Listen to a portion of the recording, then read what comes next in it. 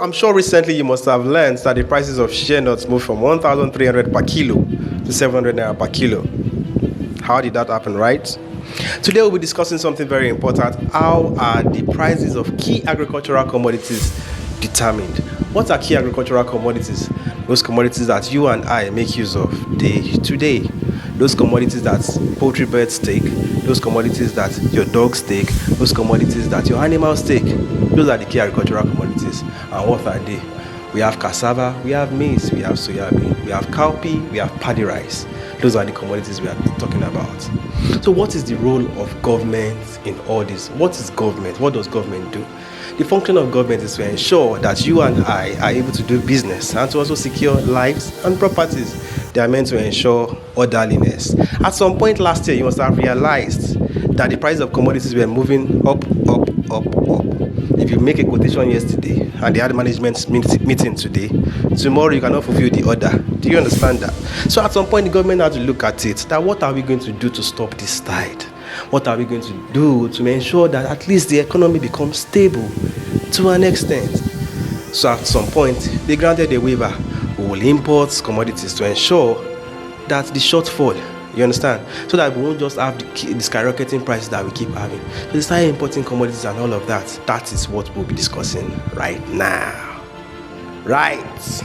So who are the four major players? Who are the four major players that determine the prices of commodities? Number one is the government. Government is the patapata of them all.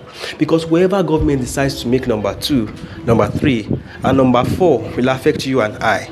It will affect the ecosystem. It will affect agribusiness as a whole, not just agriculture, because agriculture is inside agribusiness. So for you to develop agribusiness, you must ensure you develop agriculture and every other person in the supply chain or in the value chain.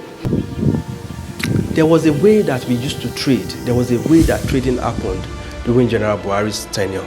And what were the things that General Buhari was trying to ensure? He wanted Nigerians or Nigeria to spend reduced FX or as little as nothing on importation of agricultural commodities. He also wanted to grow agriculture from within, and so he made the farmer number 2, which led to another problem. At number 3 came in some individuals we call the storage businessmen. This made processors number 4. So the processors were at the mercy of the farmers and the storage businessmen. Interesting, right?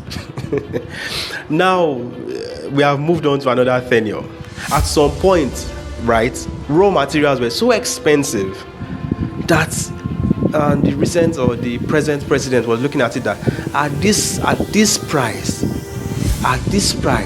right, based on, because there was a shortfall, we didn't have enough commodity within the space. There was also a possibility that most of these commodities that should have been available for processing were also stored somewhere or somehow.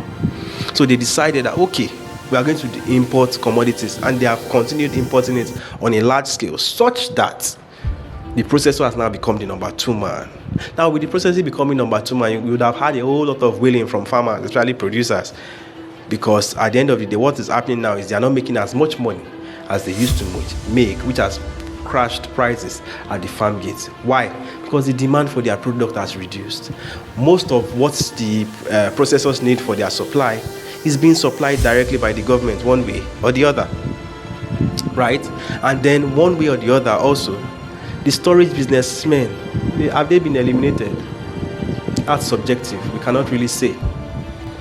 However, one thing I want you to take away from this video is that government plays a critical role. Government is the oga patapata of them all, and it determines the prices of commodities that you and I ingest, and it determines the bulk of the work actually lies on them. One policy from the government, for instance, you can no longer export shea nuts, move the prices of shea nuts from 1,003 to 700, even though they said it's temporary. But you can see that value chain right now.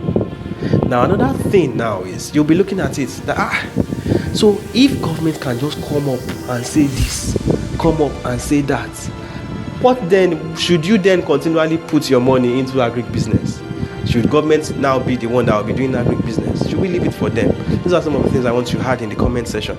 Because right now, if they can do that to shea nuts, it means they can do it to maize. It means they can do it to any commodity. And at the end of the day, who is going to bear the brunt? You and I. Thank you very much. My name is Moses Ojo.